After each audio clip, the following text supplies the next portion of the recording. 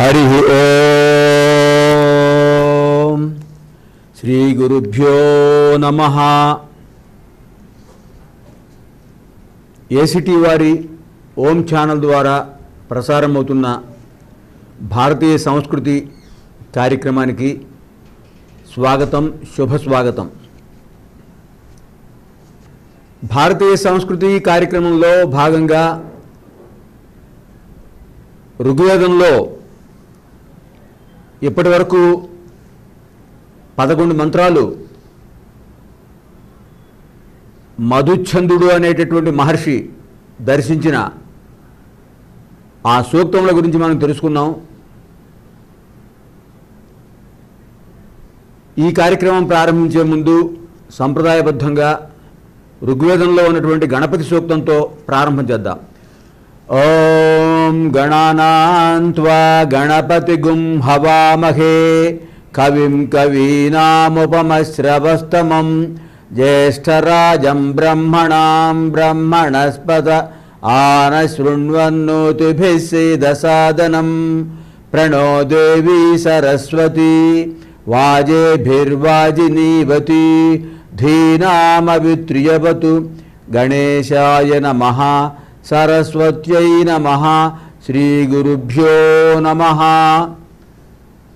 ఋగ్వేదంలో ఉన్నటువంటి 33 దేవతా స్వరూపాల యొక్క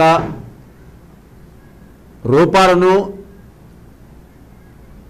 గుణగణాలను వర్ణించేటటువంటి రుక్కులలో ఇంతవరకు కూడా విశ్వామిత్ర మహర్షి యొక్క కుమారుడు వైశ్వామిత్ర మధుచ్ఛందుడు అనే మహర్షి దర్శించిన మంత్రాలు మనం 11 మంత్రాలు తెలుసుకున్నాం.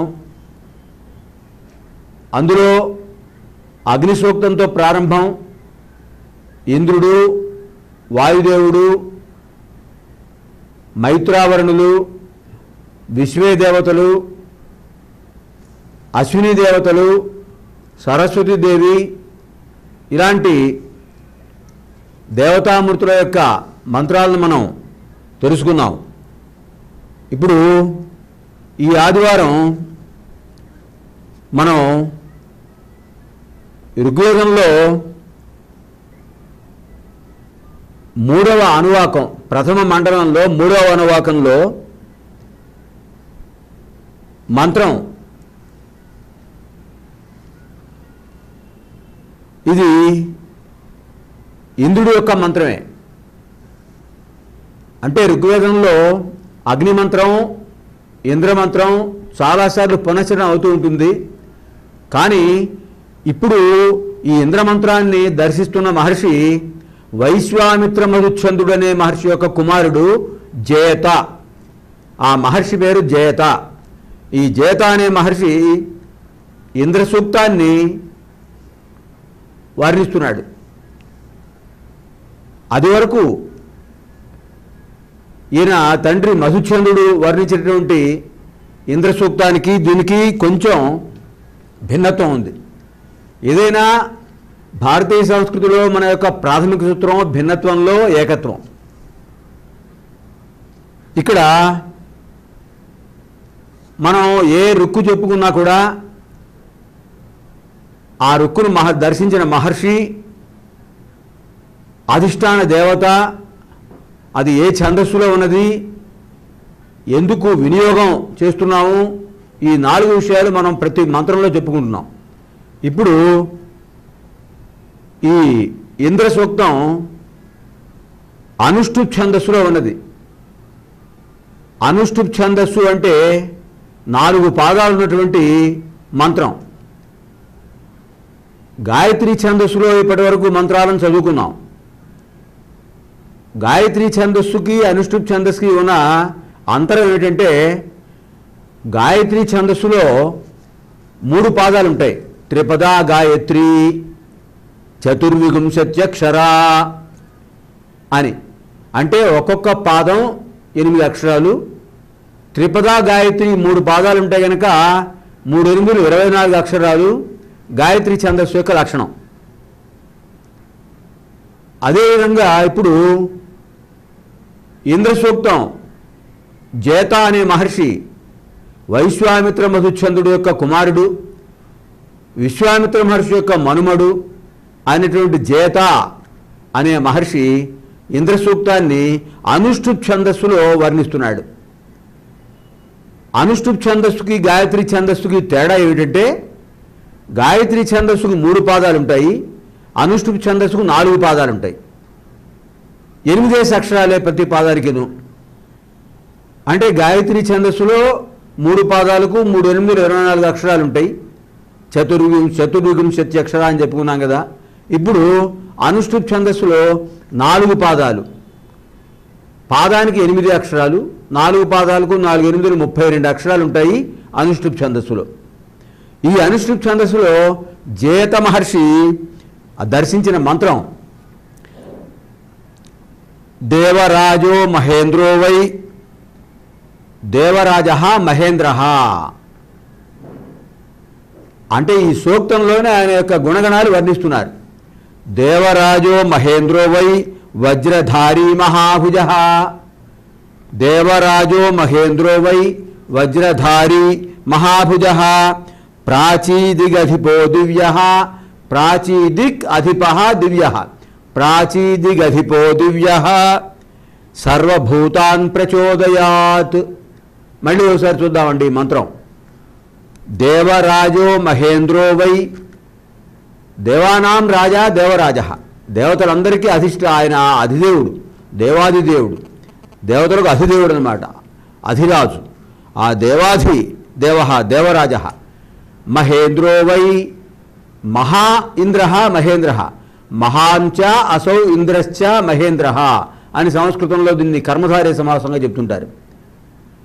గొప్పవాడైన ఇంద్రుడు. ఇంద్రశబ్దం విజయవాచకం. ఇంద్ర అనే పదానికి జయించుట అని అర్థం. విజయం పొందేవాడు ఇంద్రుడు. ఈ మంత్రాన్ని దర్శించిన వాడు కూడా అదే అర్థం కలిగినటువంటి వాడు జేత. జేతృశీలక స్వభావ యస్య సహ జేత. జయించే స్వభావం గలవాడు కనుక జేత. ఆయన మంత్రాలు దర్శించడంలో జేత. ఈయన దేవతలకు అధిదేవుడు మహేంద్ర. అటువంటి మహేంద్రుడు దేవరాజో మహేంద్రో వై. ఈ వై అనేటటువంటి ఇది మంత్రార్థంలో చెప్పుకునేటువంటి పాదపూరణార్థకం. తుచ హవై పాదపూరణాహ అని సంస్కృతంలో వ్యాకరణ నియమం. తు చ హ వై ఈ 4 అక్షరాలు పాదాన్ని పూరించడానికి ఉపయోగించేటటువంటి అక్షరాలు. దేవరాజో మహేంద్రో వై వజ్రధారీ మహాభుజ. వజ్రధారి అంటే ఏంటండి? వజ్రాయుధాన్ని ధరించినవాడు. వజ్రాయుధాన్ని ధరించినటువంటి ఆ దేవరాజు మహేంద్రుడు మహాభుజ, గొప్ప భుజబలం గలవాడు. గొప్ప భుజబలం గలవాడు కనుకనే జేత అయ్యాడు, అందరినీ జయించినవాడు అయ్యాడు. అటువంటి ఆ మహారాజు, ఆ మహాదేవేంద్రుడు మహాభుజబల సంపన్నుడు. ప్రాచీదిగధిపో. ప్రాచీదిగధిపో అని చెప్పారు. అంటే ప్రాచీదిక్ అధిప. ప్రాచీదిక్ అంటే తూర్పు దిక్కు. తూర్పు దిక్కుకు ఈయన అధిపతి. ప్రాచీదిక్ అధిప ప్రాచీదిగధిప. ప్రాచీదిగధిపో దివ్యో. ఆయన దివ్యమైన తత్వం గలవాడు. దివ్యమైన తత్వం ఏంటండి? దివ్యతే ఇది దేవ. ప్రకాశించేటటువంటి తత్వమే దివ్యతత్వం. సర్వజ్ఞత్వం, సర్వశక్తిమత్వం, సర్వవ్యాపకత్వం దివ్యత్వం యొక్క లక్షణాలు.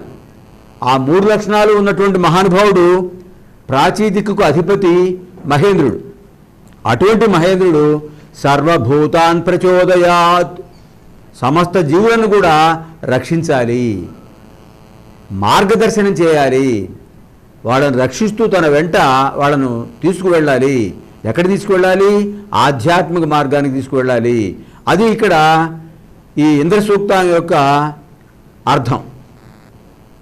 ఈ ఇంద్ర సూక్తంలో ఈయన చెప్పినటువంటి విషయాన్ని బట్టి మనకి ఈ ఇంద్రుడు ఏం చేస్తున్నాడంటే సకల దేవతా రూపాలను కూడా ఆయన నిర్ణయిస్తున్నాడు. ఈ దేవత ఈ రూపంలో ఉండాలి, ఈ దేవత ఈ రూపంలో ఉండాలి, ఈ దేవత ఈ ఫలితాన్ని ఇవ్వాలి అని చెప్తున్నాడు. అటువంటి దేవేంద్రుడు ఈ సూక్తంలో 3వ అనువాకంలో ఉన్న ఈ సూక్తంలో ఆయన హవిస్సులు తీసుకోవడానికి వస్తున్నాడు. యజ్ఞాలు ఎందుకు చేస్తున్నారు? దేవతల యొక్క అనుగ్రహం పొందడానికి, దేవతలను సంప్రీతులను చేయడానికి.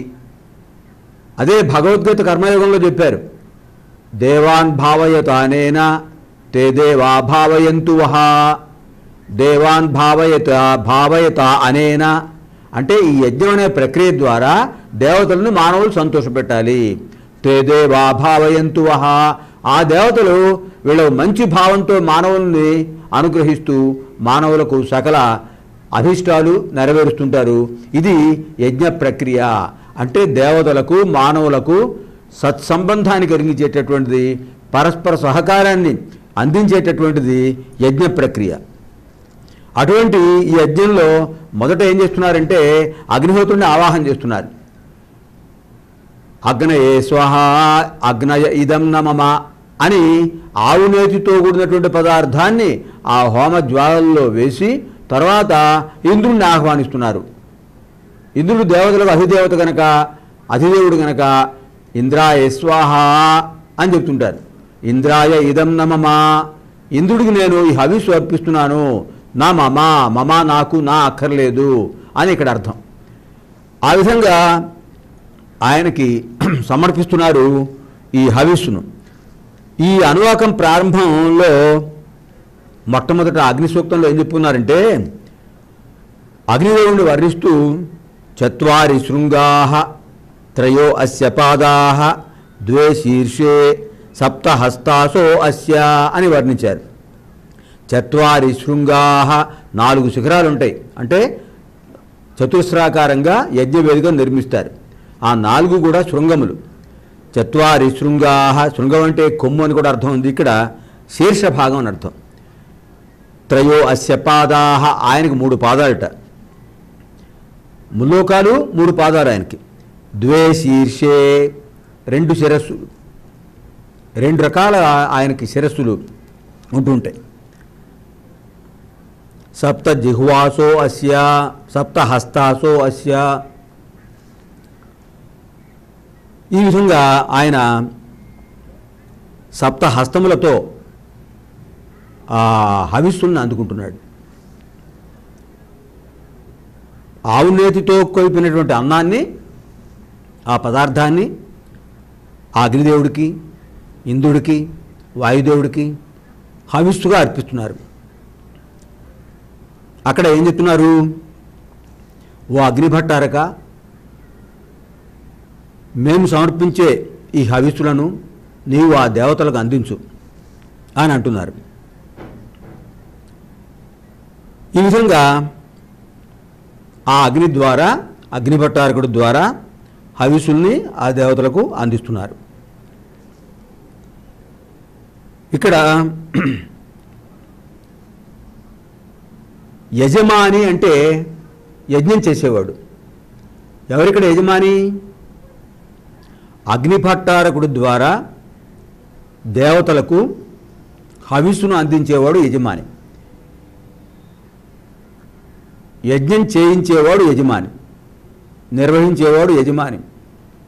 యజ అనే ధాతువుకు ఆరాధించుట, యజ్ఞం చేయుట అని కూడా అర్థాలున్నాయి. అందుకని మనకి జ్ఞానప్రసాదకుడు ఎవరు? హుతాశనుడు. జ్ఞానమిచ్చేత్ హుతాశనాత్ అని చెప్పుకున్నాం. ఆ జ్ఞానం అందించేటటువంటి హుతాశనుడి ద్వారా దేవతలకు ఈ హవిస్సులు పంపిస్తున్నాం. దానివల్ల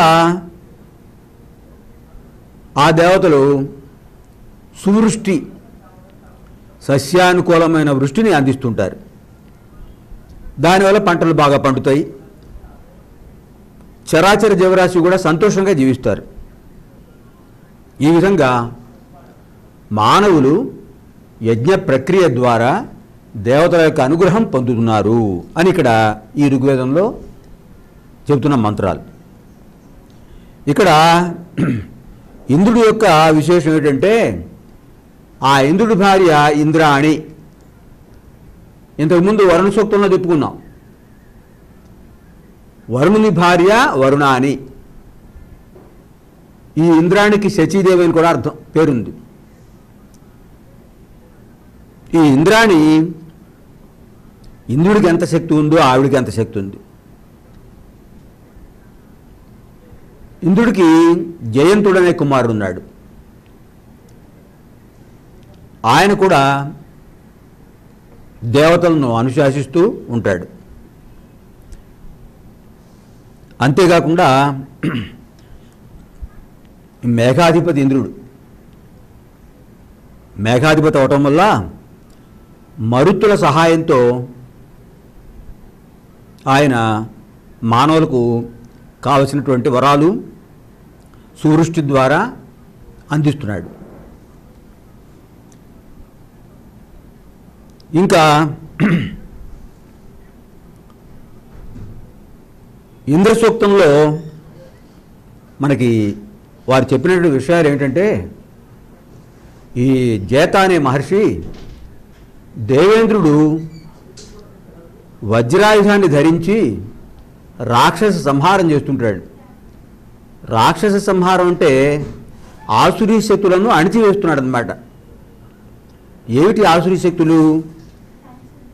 కామ, క్రోధ, లోభ, మోహ, మద, మాత్సర్యాలు ఆసురీ శక్తులు, రాక్షస గుణాలు. ఆ రాక్షస గుణాలు కలిగినటువంటి వాళ్ళు, రాక్షస ప్రవృత్తి ఉన్నటువంటి వాళ్ళు, వాళ్ళని అందరినీ కూడా నశింపచేసి దైవీ గుణ సంపత్తిని అభివృద్ధి చేస్తున్నాడు ఇంద్రుడు. సత్యము, ధర్మము, శాంతి, ప్రేమ, అహింస, ఈ 5 కూడా దైవీ గుణాలు. ఈ దైవీ గుణ సంపదను అభివృద్ధి చేస్తున్నాడు దేవేంద్రుడు. కనుకనే దేవరాజు అయ్యాడు. అదే మనం మంత్రంలో కూడా చెప్పుకున్నాం కదండి, దేవరాజ మహేంద్ర వజ్రధారి మహాభుజ ప్రాచీ దిక్ అధిప దివ్య, తూర్పు దిక్కుకు ఆయన అధిపతి. ఆయన మన అందరినీ రక్షించాలి అని చెప్పుకున్నాం. ఈ విధంగా మనం ఋగ్వేదంలో ఈ ఇంద్రుడి యొక్క సూక్తాన్ని చెప్పుకున్న తర్వాత భారతీయ సంస్కృతిలో చాలా ముఖ్యమైనటువంటివి మనం జరుపుకునేటటువంటి విభిన్న పర్వదినాలు.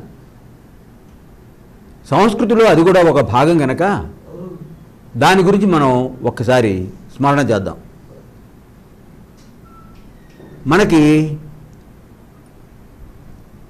ఈ మే నెల 15వ తారీఖు అంటే వైశాఖ బహుళ దశమి హనుమత్ జయంతి, చాలా పవిత్రమైన రోజు. హనుమంతుడు ఆవిర్భవించిన పవిత్రమైన రోజు అది. అంచేత హనుమత్ జయంతి, జయంతి అంటే జన్మించినదేమో అని అర్థం. ఇంతకుముందే మనం శంకర జయంతి జరుపుకున్నాం. ఇప్పుడు హనుమత్ జయంతి. ఈ హనుమత్ జయంతి చాలా విశేషమైన పర్వదినం. యావత్ భారతదేశంలోనూ కూడా హనుమత్ జయంతి పర్వదినాన్ని చాలా వైభవంగా జరుపుకుంటారు. కారణం ఏంటంటే హనుమంతుడు సర్వశక్తిమంతుడు. కేవలము శివాంశ సంభూతుడు ఆయన.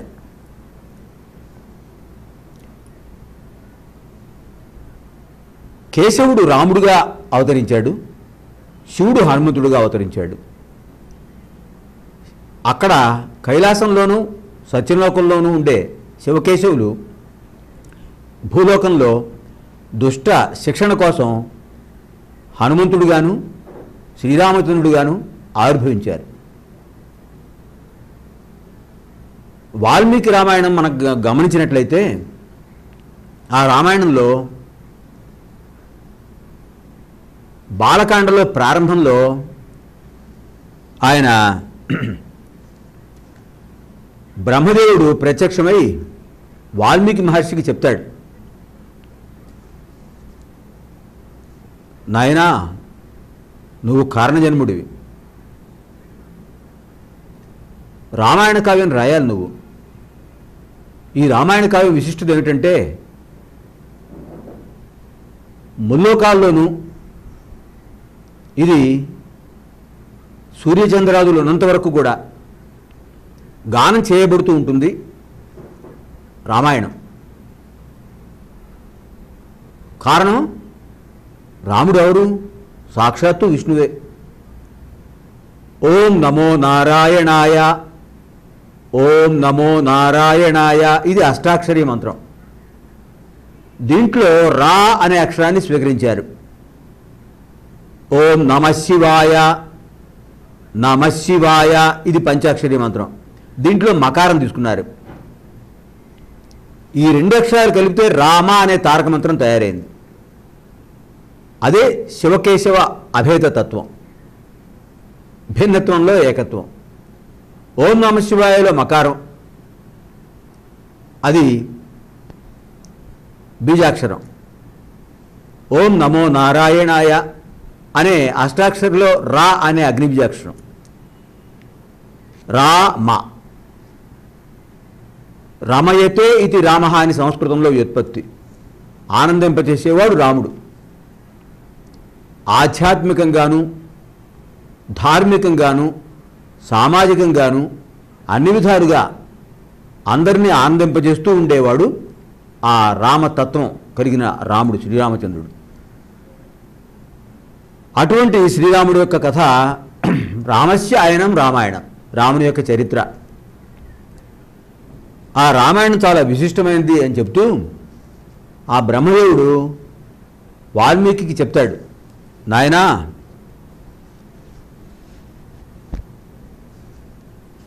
యావత్ స్థాస్యంతి గిరయః సరితశ్చ మహీతలే, యావత్ స్థాస్యంతి గిరయః సరితశ్చ మహీతలే.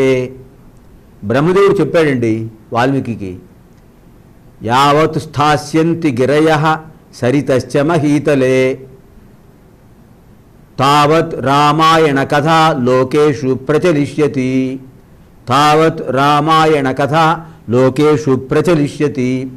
ఎంతవరకైతే గిరులు ఝరులు ఉంటూ ఉంటాయో, గిరులు అంటే పర్వతాలు, ఝరులు అంటే ప్రవాహాలు, నదులు. గిరులు ఝరులు యావత్ స్థాస్యంతి గిరయః సరితశ్చ మహీతలే. ఈ భూమండలం మీద ఎంతవరకైతే పర్వతాలు నదులు ఉంటూ ఉంటాయో తావత్ రామాయణ కథ లోకేషు ప్రచలిష్యతి. లోకంలో ముల్లోకాల్లోనూ కూడా ఆ రామాయణ కథ జరుగుతూనే ఉంటుంది. ప్రతి యుగంలోనూ ఒక మహాయుగం, కృతయుగం, త్రేతాయుగం, ద్వాపరయుగం, కలియుగం, 4 యుగాన్ని కలిపి మహాయుగం అంటారు.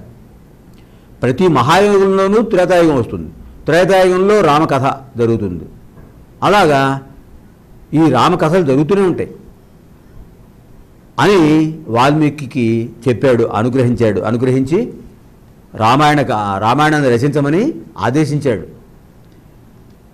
ఆ విధంగా ఆయన రామాయణాన్ని రచించాడు వాల్మీకి మహర్షి. మనకి బాలకాండలో, రామాయణంలో 7 కాండలు ఉన్నాయండి. 24,000 శ్లోకాలు, 7 కాండలు.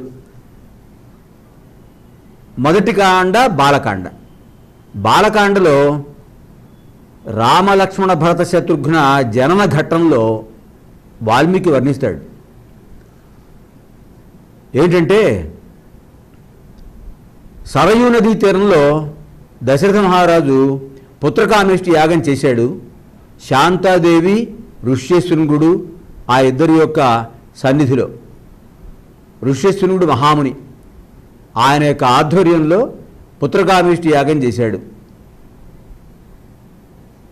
యజ్ఞాంతే కశ్చన దివ్యపురుష ఆవిరభూత్, యజ్ఞాంతే కశ్చన దివ్యపురుష ఆవిరభూత్. యజ్ఞం అయిపోయింది, ఒక దివ్యపురుషుడు ఆవిర్భవించాడు. ప్రజాపత్య అంటారు ఆయన్ని. ఆ ప్రజాపత్య పురుషుడు ఆవిర్భవించాడు. ఆవిర్భవించి ఒక బంగారు పాత్రలో పాయసం తీసుకుని, దేవతలు నీకు ఇమ్మన్నారు, నీవు చేసిన పుత్రకామేష్టి వల్ల దేవతలు ఆనందించారు, నీ కోరికలు నెరవేరడం కోసం నీకు ఈ పాయస పాత్రను అందిమ్మన్నారు, అనుగ్రహించమని చెప్పారు అని ఆ పాయస పాత్రను ఇచ్చాడు ప్రజాపత్య పురుషుడు. చాలా సంతోషంతో ఆయన దశరథుడు ఆ పాయస పాత్రను తీసుకుని అంతఃపురానికి వెళ్ళాడు. కౌసల్యాదేవికి, సుమిత్రాదేవికి, కైకేయికి ఇచ్చాడు. భాగాలు సమానంగా చేసి సగం కౌసల్యాదేవికి ఇచ్చాట, అందులో సగం సుమిత్రకి ఇచ్చాడు, దాంట్లో సగం కైకేయికి ఇచ్చాడు. ఇంకా కొంత భాగం మిగిలింది. ఆ మిగిలిన భాగాన్ని సుమిత్రకి ఇచ్చాడు. ఇది వాల్మీకి రచించిన ఘట్టం. తర్వాత ఆ యజ్ఞ ఫలప్రసాదంగా కౌసల్యాదేవికి శ్రీరామచంద్రుడు జన్మించాడు. తర్వాత కైకకు భరతుడు జన్మించాడు. ఆ తర్వాత జన్మించిన వాళ్ళు లక్ష్మణ శత్రుఘ్నుడు కవల పిల్లలు సుమిత్రాదేవికి జన్మించారు. ఇక్కడ వర్ణిస్తూ ఆయన ఏం చెప్పాడంటే, కౌసల్యాదేవికి చైత్రశుద్ధ నవమి పునర్వసు నక్షత్రం కర్కాటక లగ్నం. చైత్రశుద్ధ నవమి పునర్వసు నక్షత్రం కర్కాటక లగ్నం. ఆ సమయంలో శ్రీరామచంద్రుడు ఆవిర్భవించాడు. తర్వాత పుష్యమి నక్షత్రంలో కైకకు భరతుడు జన్మించాడు. మీనలగ్నంలో కైకకు భరతుడు మీనలగ్నంలో పుష్యమి నక్షత్రంలో జన్మించాడు. అంటే శ్రీరాముడు తర్వాత భరతుడు. భరతుడు తర్వాత ఆశ్లేష నక్షత్రంలో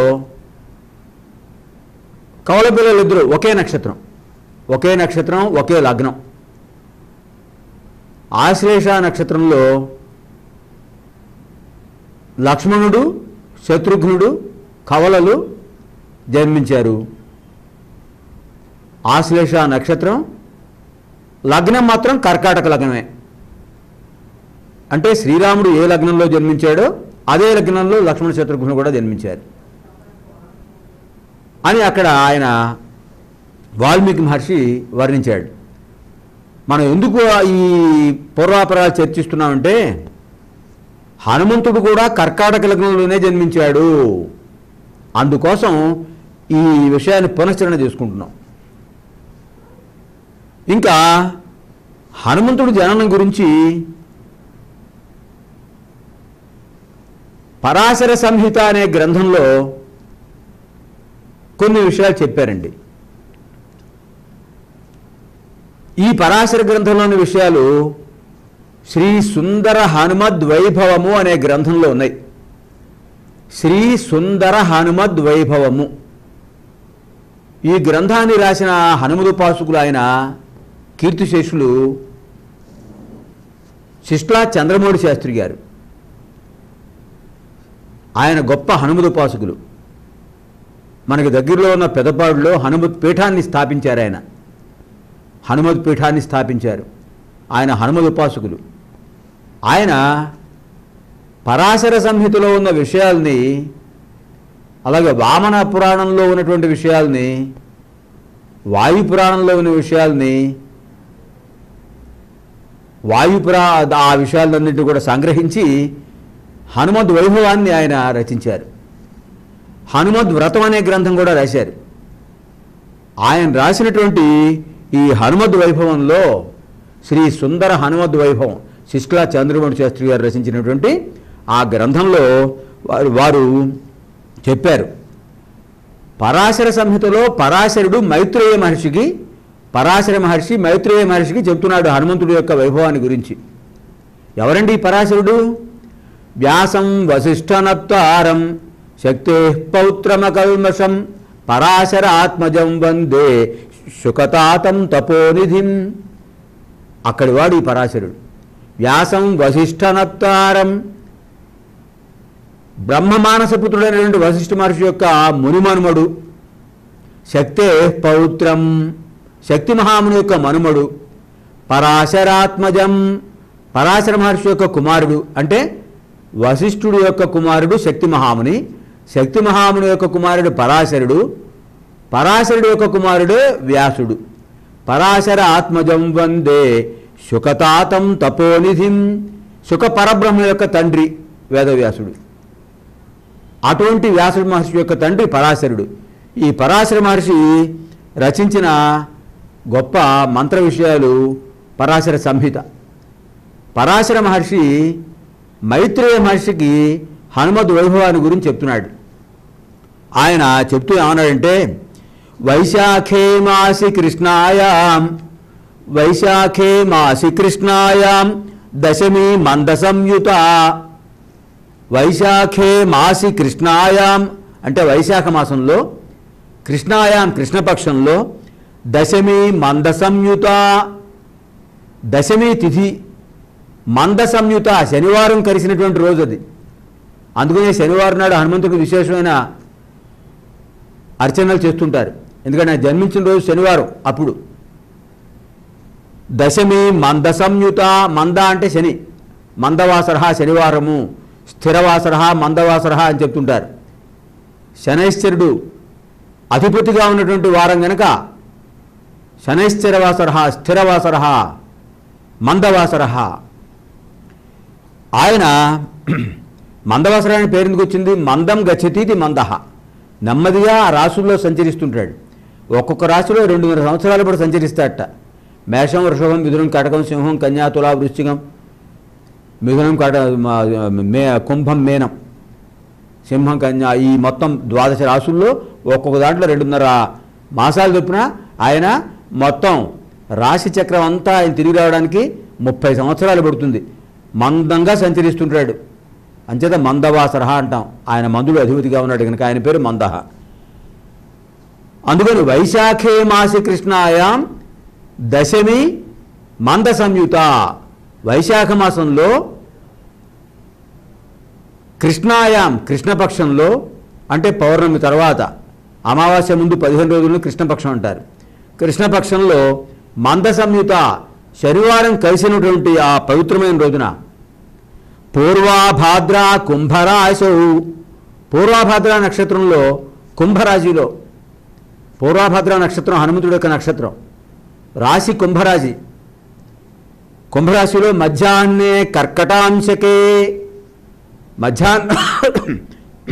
మధ్యాహ్న సమయంలో జన్మించాడు ఆయన. మధ్యాహ్న సమయంలో కర్కటాంశకే, కర్కాటక లగ్నంలో. అందుకనే ఇందాక శ్రీరాముడి సంగతి కూడా చెప్పుకున్నాం. శ్రీరామచంద్రుడు కర్కాటక లగ్నంలో జన్మించాడు. చైత్రశుద్ధ నవమి, పునరుసు నక్షత్రం, కర్కాటక లగ్నం. ఇక్కడ హనుమంతుడు ఈయన జన్మించింది కూడా కర్కాటక లగ్నంలోనే. కర్కాటక లగ్నంలో ఉన్న వాళ్ళు మహాజేతలు. వాళ్లకు అపజయం అనేది ఉండదు. వాళ్ళు ఏది పట్టుకున్నా కూడా అది పురోగమిస్తూనే ఉంటుంది. వాళ్ళ నామస్మరణ చేతనే అందరూ దివ్యమైన శక్తి పొందుతారు. అటువంటిది కర్కాటక లగ్నం యొక్క గొప్ప ప్రభావం. కర్కాటక లగ్నంలో జన్మించిన వాళ్ళు పురోభివృద్ధి పొందుతూ ఉంటారు. వాళ్ళకి తిరోగమనం ఎప్పుడూ ఉండదు. దానికి ఉదాహరణ శ్రీరామచంద్రుడు, హనుమంతుడు. అటువంటి మహానుభావుడు ఆ హనుమంతుడు పూర్వాభాద్ర కుంభరాశి, పూర్వాభాద్ర నక్షత్రం, కుంభరాశి, మధ్యాహ్న సమయంలో కర్కాటక అంశలో, అంటే కర్కాటక లగ్నాంశలో ఆయన జన్మించాడు. ఇంకా ఏం చెప్పారు ఆ పరాశర సంహితలో? కౌండిన్య వంశే సంజాతో, కౌండిన్య వంశే సంజాత, కౌండిన్య గోత్రంలో జన్మించాడండి. చూడండి ఆ హనుమంతుడి యొక్క వివరాలు ఎంత బాగా చెప్పారు. వైశాఖ బహుళ దశమి శనివారం రోజు, పూర్వాభాద్ర నక్షత్రం,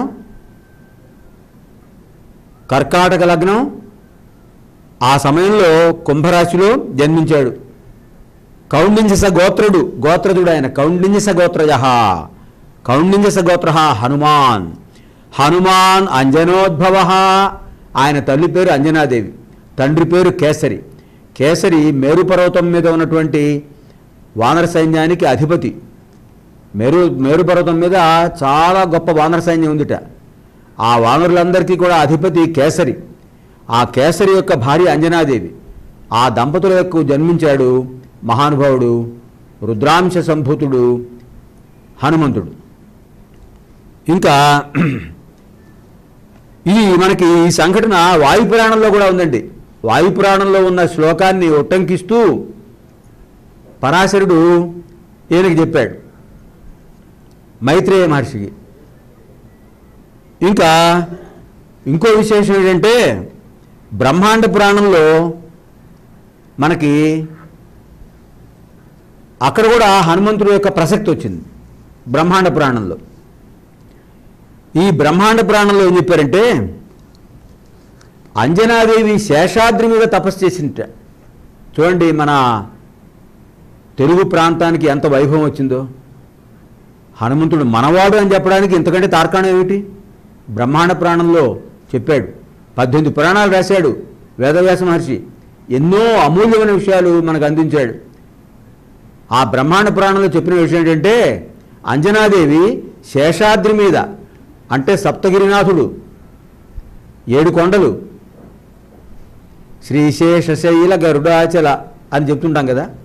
శ్రీశేష శ్రీగిరి తర్వాత శేషగిరి, శ్రీశేషశైల గరుడాచల, ఆ తర్వాత వెంకటాద్రి, వృషభాద్రి, వృషాద్రి ఇవన్నీ ఉన్నాయి. అందులో శేషాద్రి.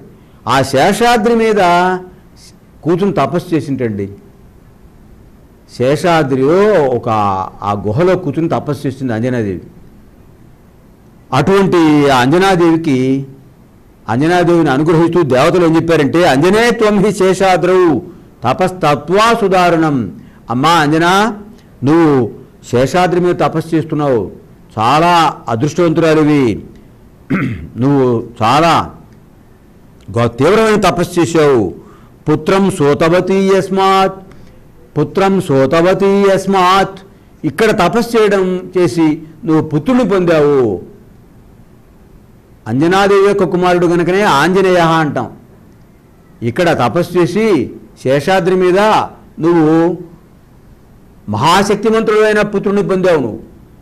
అందుకని లోకత్రయ హితాయవై, నీకు జన్మించిన కుమారుడు లోకత్రయానికి, ముల్లోకాలకు హితం చేశాడు ఆయన, రాక్షస సంహారం చేశాడు ఆయన. అందుకని ఈ పేరు, ఈ శేషాద్రి పేరు ఇక నుంచి అంజనాచలం అని పేరుస్తుందని చెప్పారు ఆయన దేవతలు. ప్రసిద్ధం యాతు శైలోయం అంజనే నామతస్తవ. హే అంజనే, ఓ అంజనాదేవి, తవ నామత, నీ పేరు వల్ల ప్రసిద్ధం యాతు శైలోయం, ఈ పర్వతం, ఈ శేషగిరి, ఈ శేషాద్రి అంజనాద్రిగా పేరు పొందుతుంది అని చెప్పారట. అది అంచేత దీన్ని బట్టి మనకి ఏం తెలుస్తుంది? అంజనాదేవి తపస్సు చేసింది మన ప్రాంతంలోనే, 7 కొండల్లో 2వ కొండ శేషాద్రి మీద తపస్సు చేసింది. అక్కడే జన్మించాడు హనుమంతుడు. అంటే హనుమంతుడు మనవాడు, మన తెలుగువాడు. అంజనాదేవి ఇక్కడ తపస్సు చేసింది. ఇక్కడ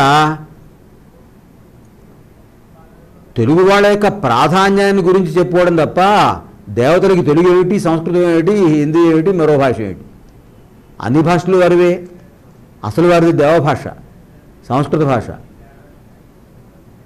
అటువంటి అదృష్టం మనకు లభించిందని చెప్పుకోవడం కోసం చెప్తున్నాను తప్ప మరొకటి ఏం లేదు ఇందులో. ఈ విధంగా అంజనాచలం, శేషాద్రి అంజనాచలంగా పేరు పొందింది ఆ అంజనాదేవి తపస్సు చేయడం వల్ల. ఇంకా మనం బ్రహ్మాండ పురాణం, వాయు పురాణంలో జరిగిన సంఘటనలో చెప్పిన విషయాలు చెప్పుకున్నామండి. వాయు పురాణంలో ఏం చెప్పారు? వైశాఖ మాసంలో బహుళ దశమి నాడు శనివారం వచ్చినటువంటి ఆ పవిత్రమైన రోజున పూర్వభద్ర నక్షత్రం, కుంభరాశి, కర్కాటక రంగంలో హనుమంతుడు జన్మించాడు అని వాయుపురాణంలో చెప్పారు. బ్రహ్మాండ పురాణంలో ఏం చెప్పారు? అంజనాదేవి శేషాద్రి మీద తపస్సు చేసింది. అలా తపస్సు చేసి తపఫలితంగా కుమారుణ్ణి, శక్తిమంతుడైన కుమారుణ్ణి పొందింది, రుద్రాంశ సంభూతుణ్ణి. వాయువు తన యొక్క శక్తిని ఇచ్చేసాడు ఆయనకి. అంచేతే పవమాన అంటారు, పవనపుత్ర అని కూడా అంటారు. అటువంటి మహానుభావుడు ఆయనకి జన్మనిచ్చి లోకత్రయానికి హితాన్ని కల్పించింది కనుక ఈ అంజనాచలం శేషాద్రి అంజనాద్రిగా పేరు పొందింది అనే విషయాన్ని మనకి బ్రహ్మాండ పురాణంలో వేదవ్యాసుడు అందించాడు. ఇక్కడ మనకి ఇంకొక విషయం కూడా ఉంది. అగ్ని పురాణంలో కూడా ఉందండి. అగ్ని పురాణంలోనూ, భవిష్యత్ పురాణంలోనూ, బ్రహ్మాండ పురాణంలోనూ, నారద పురాణంలోనూ, పద్మ పురాణంలోనూ కూడా, అంటే 18 పురాణాల్లో దాదాపు మనకి 7 పురాణాల్లో ఆయన గురించి చెప్పారు. రామకథ ఉంది. ఆ రామకథ ఉన్న చోటల్లా హనుమంతుడి ప్రసక్తి వస్తుంది. ఎందుకంటే హనుమంతుడు లేనిదే రాముడు లేడు, రాముడు లేనిదే హనుమంతుడు లేడు, శివుడు లేనిదే కేశవుడు లేడు, కేశవుడు లేనిదే శివుడు లేడు. కేశవ రామ, శివ హనుమాన్. ఆ విధంగా అగ్ని పురాణంలో, వాయు పురాణంలో, భవిష్యత్ పురాణంలో, బ్రహ్మాండ పురాణంలో, నారద పురాణంలో, పద్మ పురాణంలోనూ కూడా రామకథా ప్రస్తావన జరిగింది. వీటిలో ఉన్నటువంటి విశేషాలన్నీ క్రోడీకరించి ఆయన హనుమద్ వైభవంలో చెప్పారు. పరాశర సంహితలో ఉన్న విషయాలు కూడా క్రోడీకరించారు. దాన్ని బట్టి మనకి పరాశర సంహితలో ఒక శ్లోకం కూడా చెప్పారండి. యత్రాస్తి భోగో నహి తత్ర మోక్షః, యత్రాస్తి భోగో నహి తత్ర మోక్షః, యత్రాస్తి భోగో నహి తత్ర మోక్షః, యత్రాస్తి భోగో నహి తత్ర మోక్షః, యత్రాస్తి మోక్షో నహి తత్ర భోగః, యత్ర అస్తి భోగః నహి తత్ర మోక్షః అస్తి. ఎక్కడ భోగానికి ప్రాముఖ్యం ఉంటుందో, సుఖ విలాసాలకు, సంపదలకు ప్రాముఖ్యం ఉంటుందో అక్కడ మోక్షానికి అవకాశం ఉండదు. అది పూర్తిగా ఆధ్యాత్మిక తత్వం. యత్రాస్తి మోక్షో నహి తత్ర భోగః, ఎక్కడ మోక్ష మార్గానికి, ఆధ్యాత్మిక మార్గానికి అవకాశం ఉంటుందో అక్కడ భోగ విలాసాలకు తావులేదు. కానీ పరాశర సంహితలో ఏం చెప్పాడంటే పరాశరుడు, శ్రీ మారుతే సేవన తత్పరాణాం, శ్రీ మారుతే సేవన తత్పరాణాం భోగశ్చ మోక్షశ్చ కరస్థ ఏవ. శ్రీ మారుతే సేవన తత్పరాణాం భోగశ్చ మోక్షశ్చ కరస్థ ఏవ. మరుతస్య అపత్యం పుమాన్ మారుతి. మరుతః వాయు, ఆ వాయువు యొక్క అంశ సంభూతుడు గనక మారుతి. ఎక్కడైతే మారుతి స్మరణ జరుగుతుందో, ఎక్కడైతే మారుతిని స్మరిస్తూ ఉంటారో ఆ మారుతిని స్మరించే చోట భోగానికి, మోక్షానికి కూడా అవకాశం ఉందిట. చూడండి ఎంత బాగా చెప్పారో పరాశర సంహితలో. యత్రాస్తి భోగో నహి తత్ర మోక్షః, యత్రాస్తి మోక్షో నహి తత్ర భోగః, శ్రీమారుతే సేవన తత్పరాణాం భోగశ్చ మోక్షశ్చ కరస్థ ఏవ. ఆ రెండు కరతరామలకాలే. అటువంటిది హనుమత్ చరిత్ర. ఇంకా ఏం చెప్పారంటే, ఆంజనేయ పూజితశ్చేత్ పూజితాః సర్వదేవతాః, ఆంజనేయ పూజితశ్చేత్ పూజితాః సర్వదేవతాః. ఆంజనేయుని పూజిస్తే సమస్త దేవతలను కూడా పూజించినట్టే అని చెప్పారు. ఎందుకని? దీనికి ఓ చిన్న ఉపాఖ్యానం ఉందండి. ఈ ఉపాఖ్యానం రామాయణంలోదే. రామాయణంలో ఉత్తరకాండలో చాలా విశేషాలు కనిపిస్తాయి మనకి. అసలు హనుమంతుడు మనకి ఎక్కడ ప్రత్యక్షం అవుతాడు రామాయణంలో? రావణాసురుడు సీతాభరణం చేశాడు. ఆ సీతాదేవిని అన్వేషిస్తూ రామలక్ష్మణులు బయలుదేరారు. విరాధుణ్ణి, కబంధుణ్ణి సంహరిస్తూ వచ్చారు. తర్వాత శబరి దగ్గరికి వచ్చారు. ఆ శబరి శ్రీరాముణ్ణి ఆరాధించి ఆవిడ చెబుతోంది, నాయనా మీకు శుభం అవుతుంది, మీరు కొంత దూరంలో పంపా సరస్సు ఉంది, ఆ పంపా సరస్సు తీరంలో వెళ్ళండి, దగ్గరలో కిష్కింధ పట్టణం ఆ ప్రాంతం వస్తుంది, అక్కడ ఋష్యముఖ పర్వతం ఉంది, ఆ ఋష్యముఖ పర్వతంలో సుగ్రీవుడు ఉంటాడు, ఆయనతో మీరు స్నేహం చేసుకోండి, సుగ్రీవుడు చాలా మంచివాడు, దానివల్ల మీకు శుభం కలుగుతుందని శబరి రాముడికి చెప్పింది. ఆ విధంగా రామలక్ష్మణుడు కిష్కింధాకాండలో వస్తున్న ఘట్టం. రామలక్ష్మణులు పంపా సరస్సు తీరంలో వస్తున్నారు. ఈ మహావీరులిద్దరు రావటం ఋష్యముఖ పర్వతం మీద ఉన్నటువంటి సుగ్రీవుడు చూశాడు. సుగ్రీవుడు వాలి యొక్క తమ్ముడు. వాలి సుగ్రీవుణ్ణి తనకు అపకారం చేస్తున్నాడనే భ్రమతో పంపించేశాడు. అన్నగారి వల్ల భయంతో సుగ్రీవుడు ఋష్యముఖ పర్వతం మీద ఉంటున్నాడు. హనుమంతుడు ఆ సుగ్రీవుడికి మంత్రిగా ఉంటున్నాడు. ఆ ఋష్యముఖ పర్వతం మీద ఉండి చూస్తున్నాడు. ఎవరో ఇద్దరు మహావీరులు వస్తున్నారు. అక్కడి నుంచి ఆయన భయపడ్డాడు. వాలి వీరుల్ని ఎవరినో పంపిస్తున్నాడు, నన్ను చంపడానికే పంపిస్తున్నాడు అని భయపడ్డాడు, అనుమానించాడు. అలా భయపడుతూ కూర్చుంటే హనుమంతుడు అక్కడికి వచ్చాట. అప్పుడు సుగ్రీవుడు అన్నాడు, ఆ వీరులు ఎవరో చూడు, బహుశా వాళ్ళు వాలి పంపించిన వాళ్ళు అయి ఉంటారు, నన్ను చంపడానికి వస్తున్నారేమో వాళ్ళు అని అంటే హనుమంతుడు అతను ఓదార్చాడు. ఎందుకు సుగ్రీవా భయపడతావు? వాలి వాళ్ళని పంపించి ఉండడు. పైగా ఆ వస్తున్న వీరులు నీకోసం వస్తున్నారు, నువ్వెందుకు అనుకోవటం? నేను చంపడానికి వస్తున్నారు ఎందుకు అనుకోవాలి? మనం ఎప్పుడు కూడా శుభాన్ని భావించాలి, శుభాన్ని ఊహించాలి. అనవసరంగా చెడ్డ భావాన్ని మనసులో పెట్టుకోకు అని అంటే, అలా కాదు, నువ్వు వెంటనే వెళ్ళి వాళ్ళు ఎవరో తెలుసుకురా అని చెబితే సుగ్రీవుడి యొక్క ఆదేశం మీద హనుమంతుడు ఒక భిక్షు రూపంలో వచ్చాడు, సన్యాసి వేషంలో వచ్చాడు. ఎందుకంటే మర్కట రూపంలో, వానర రూపంలో వస్తే వాళ్ళు తనతో మాట్లాడతారో లేదో అని సన్యాసి రూపంలో వచ్చి వాళ్ళకు నమస్కారం చేసి, మహానుభావులారా, మీరు మహావీరులు, కానీ తేజస్ సంపన్నుల్లో ఉన్నారు, కాషాయ వస్త్రాలు ధరించారు, జటాజూటం పెట్టుకున్నారు, జటాజూటధారి ఉన్నారు, క్షత్రియులుగా ఉన్నారు, కానీ ఋషుల తేజస్సు ఉంది, మీరెవరు, ఎందుకోసం ఇక్కడ వస్తున్నారు, సంచరిస్తున్నారు అని చెప్తూ తాను పరిచయం చేసుకున్నాడు. ఆ మహానుభావుల పట్ల విశ్వాసం కలిగింది హనుమంతుడికి. అప్పుడు చెప్తాడనమాట, నేను సుగ్రీవుడి యొక్క మంత్రిని, సుగ్రీవుడు వానరులకు రాజు,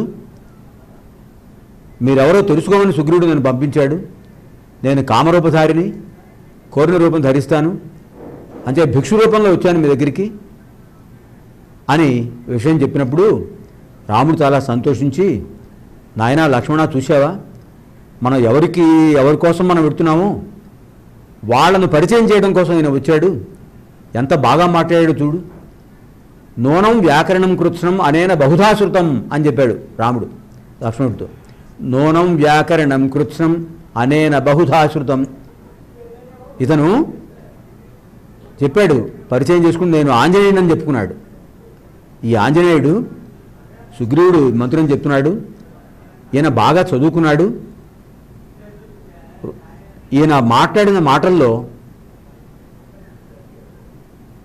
వ్యాకరణ దోషాలు ఏమీ లేవు, చాలా స్వచ్ఛంగా మాట్లాడాడు, తగిన విధంగా మాట్లాడాడు, అల్పాక్షరం అసందిగ్ధం, ఎటువంటి సందేహానికి తావు లేకుండా అల్పాక్షరాల్లో అనల్పార్థం సిద్ధింపజేస్తూ మాట్లాడాడు. ఇతను తప్పకుండా ఋగ్వేదం, యజుర్వేదం, సామవేదం నేర్చుకుని ఉంటాడు, లేకపోతే ఇంత బాగా మాట్లాడే శక్తి ఉండదు అని లక్ష్మణుడికి చెప్తాడు. చెప్పి తర్వాత ఆ హనుమంతుడితో పెడతాడు, అక్కడ స్నేహం చేసుకుంటాడు. సరే, అక్కడి నుంచి మనకి కిష్కింధాకాండలో, అంటే ఉన్న 7 కాండల్లోనూ బాలకాండ, అయోధ్యాకాండ, అరణ్యకాండ, తర్వాత కిష్కింధాకాండ, 4వ కాండలో హనుమంతుడి యొక్క ప్రవేశం జరుగుతోంది. ఇక్కడి నుంచి మనకి ఉత్తరకాండ వరకు కూడా మొత్తం రామాయణం హనుమంతుడితో నిండి ఉంది. కిష్కింధాకాండ తర్వాత మనకి సుందరకాండ వస్తుంది. మహా గొప్ప సుందరకాండ పారాయణం చేసిన వాళ్ళకి అన్ని శుభాలే జరుగుతాయి. ఆ కాండ పేరే సుందరం, కాండ సుందరం, హనుమంతుడు సుందరుడు. అక్కడ ప్రకృతి సౌందర్యం సుందరం, వర్ణనలు సుందరం, అంతా సుందరమే. అటువంటి ఆ ఘట్టాలు మనకి సుందరకాండలో మనకి కనిపిస్తాయి. ఆ విధంగా హనుమంతుడు మనకి కిష్కింధాకాండలో గోచరమై ఉత్తరకాండ వరకు మనకి కనిపిస్తూ ఉంటాడు. ఇక్కడ మనం హనుమంతుడి యొక్క జన్మ వృత్తాంతం గురించి చెప్పుకుంటున్నాము. మనకి ఉత్తరకాండలో 35-36 సర్గల్లో హనుమంతుడి యొక్క వైభవం కనిపిస్తుందండి. శ్రీరాముడు పట్టాభిషేకం అయిపోయింది. అనేక మంది ఋషులు ఎంతోమంది వస్తున్నారు. రాముడితో వాళ్ళ రకరకాల విషయాలు ఉపాఖ్యానాలు చెప్తున్నారు. అలా చెబుతున్న సమయంలో అగస్త్య మహర్షి వచ్చాడు. మనకి రామాయణంలో అగస్త్య మహర్షి ప్రసక్తి చాలా చోట్ల వచ్చింది. ఇంతకుముందు ఒక కార్యక్రమంలో చెప్పుకున్నాం, భారతీయ సంస్కృతి కార్యక్రమంలో. అగస్త్యుడు శ్రీరామచంద్రుడికి ఆదిత్య హృదయం ఉపదేశం చేసి, ఈ ఆదిత్య హృదయాన్ని 3 సార్లు జపం చేసి రావణాసురుడిని సంహరించే శక్తి పొందుతావు నువ్వు అని చెప్పాడు. మళ్ళీ ఆ అగస్త్యుడు ఇప్పుడు వచ్చాడు. అగస్త్యుడు రాముడి దగ్గరికి వచ్చాడు. వచ్చినప్పుడు ఆయన సమక్షంలోనే వీళ్ళందరూ ఉన్నారు. హనుమంతుడు, సుగ్రీవుడు, విభీషణుడు అందరూ ఉన్నారు. అందరూ ఉన్న సమయంలో అగస్త్యుడు రాముడికి చెప్పాడు, హనుమంతుడి యొక్క వృత్తాంతం ఏమిటో చెప్పండి, నేను వింటాను అని ఆ శ్రీరామచంద్రుడు అడిగితే ఆయన చెప్పాడండి. మనకి ఈ సంఘటన వాల్మీకి రామాయణంలో ఉత్తరకాండలో 35-36 సర్గల్లో ఉంది. ఆనంద రామాయణంలో కూడా వృత్తాంతం ఉంది. ఆ విషయాలు ఈ విషయాలు క్రోడీకరించి మనం చెప్పుకుంటే మనకు చిన్న ఉపాఖ్యానం మనకు ఎలా వస్తుందంటే, దేవలోకంలో బృహస్పతి తపస్సు చేసుకునే సమయంలో ఆయనకు సేవ చేస్తూ ఉంది ఒక దేవకన్య. ఆవిడ పేరు పుంజికస్థల. ఆ పుంజికస్థల అనే దేవకన్య తపస్సు చేస్తున్న బృహస్పతికి సేవలు చేస్తూ ఉంది. ఆ సేవలు చేస్తూ ఆవిడ ఆ సమయంలో ఆ ఎదురుగా ఉన్నటువంటి నందనవనంలో, దేవలోకంలో ఉన్న తోట పేరు నందనవనం. ఆ నందనవనంలో దేవతలు జంటలుగా తిరుగుతూ సరదాగా వెళుతున్నారు. దేవకన్యలు, దేవతలు వాళ్ళ యొక్క ఆ అన్యోన్య దాంపత్యం చూసి ఈవిడికి కొంచెం మనస్సు వికారం పొందింది. ఎదురుగా మహర్షి బృహస్పతి దేవగురువు కూర్చున్నాడు. తప్త కాంచన సంధిభ, బంగారు వర్ణంలో ఉన్నాడు, మెరుస్తూ ఉన్నాడు. ఆయన్ని చూడగానే ఆవిడకి కొంచెం మనసు వైకల్యం పొంది ఆయన్ని స్పృశించింది. ఎప్పుడైతే ఆయన్ని స్పృశించిందో ఆవిడ యొక్క స్పర్శలో ఆయన గమనించాడు, ఆవిడ భావం ఏమిటో గ్రహించాడు. వెంటనే ఆయన చెప్పాడు, నువ్వు చపల చిత్తంతో ప్రవర్తిస్తున్నావు. చపల చిత్తం అనేది వానరుల స్వభావం, కనుక నువ్వు వానర స్త్రీగా జన్మిస్తావు అని చెప్పేశాడు. ఆవిడ నమస్కారం చేసింది, మహానుభావ ఎప్పుడూ పొరపాటు చేయలేదు, క్షమించండి, ఎందుకు ఇలా వచ్చిందో నాకు తెలియలేదు అని అంటే, ఏం బాధపడకు, దీనికి ఒక కారణం ఉంది. నువ్వు వానర స్త్రీగా జన్మిస్తావు, నీ పేరు అంజన అని పెడతారు. కేసరి అనే ఒక వీరుణ్ణి, వానర రాజుని వివాహం చేసుకుంటావు. మీకు హనుమంతుడు జన్మిస్తాడు. ఆ హనుమంతుడు శ్రీరాముడికి సహాయం చేస్తూ రావణాసుర సంహారంలో ఎంతో సహాయం చేస్తాడు. ఆయన ఎంత గొప్పవాడవుతాడంటే, బుద్ధిర్బలం యశోధైర్యం నిర్భయత్వమరోగత అజాడ్యం వాక్పటుత్వం చ హనుమత్స్మరణాత్ భవేత్. అటువంటి గొప్పతనం గలవాడు. సూర్యుడి దగ్గర విద్యాభ్యాసం చేశాడు, 14 విద్యలు నేర్చుకుంటాడు. అటువంటి మహానుభావుడు ఆయన. రుద్రాంశ సంభూతుడు నీకు జన్మిస్తాడు, కారణజన్ముడు. అందుకోసం నీకు ఈ రకంగా నేను చెప్పవలసి వచ్చింది అని చెప్పడం వల్ల పుంజికస్థల అంజనాదేవిగా జన్మించింది. అంజనాదేవి భర్త కేసరి, వారికి జన్మించిన వాడే హనుమంతుడు. ఈ హనుమంతుడి యొక్క వృత్తాంతం చాలా గొప్ప విషయాలున్నాయి. ఈ విషయాలని కూడా మనం మళ్ళీ భారతీయ సంస్కృతి కార్యక్రమంలో చెప్పుకుందాం. ఈ ఉపాఖ్యానంలో ఇంకా చాలా గొప్ప విషయాలున్నాయి. ముఖ్యంగా హనుమంతుడు, హను అంటే దవడలు, దవడలు ఉబ్బిపోయి ఉంటాయి ఆయనకి. ఎందుకు ఆ పేరు వచ్చింది? అలాగే బుద్ధి, బలం, యశో, ధైర్యం, నిర్భయత్వం, అరోగత, అజాడ్యం, వాక్పటుత్వం 8 లక్షణాలు హనుమంతుడిని స్మరించడం వల్ల వస్తాయని చెప్పారు. ఎందుకు వస్తాయి? ఇవన్నీ కూడా మనం రాబోయే భారతీయ సంస్కృతి కార్యక్రమంలో తెలుసుకుందాం. హనుమంతుడి వైభవాన్ని మళ్ళీ కొంత స్మరణ చేసుకుందాం. అప్పటి వరకు కూడా మనం ఈ హనుమంతుడి యొక్క వైభవాన్ని ఇంతవరకు ఇప్పుడు దీంతో ఆపేసి, ఆ సమయంలోనే మనకు హనుమాన్ చాలీసా, అలాగే కాళికా రహస్యంలో ఉన్నటువంటి అష్టోత్తర శతనామ స్తోత్రం హనుమంతుడిది, ఆ రెండు కూడా ఒకసారి జ్ఞాపకం చేసుకుందాం. స్వస్తి ప్రజాభ్య పరిపాలయంతాం న్యాయేన మార్గేణ మహీషాః గోబ్రాహ్మణేభ్య శుభమస్తు నిత్యం. లోకాః సమస్తాః సుఖినో భవంతు. సహనావవతు సహనౌ భునక్తు సహ వీర్యం కరవావహై తేజస్వినావధీతమస్తు మా విద్విషావహై. ఓం శాంతి శాంతి శాంతి. స్వస్తి.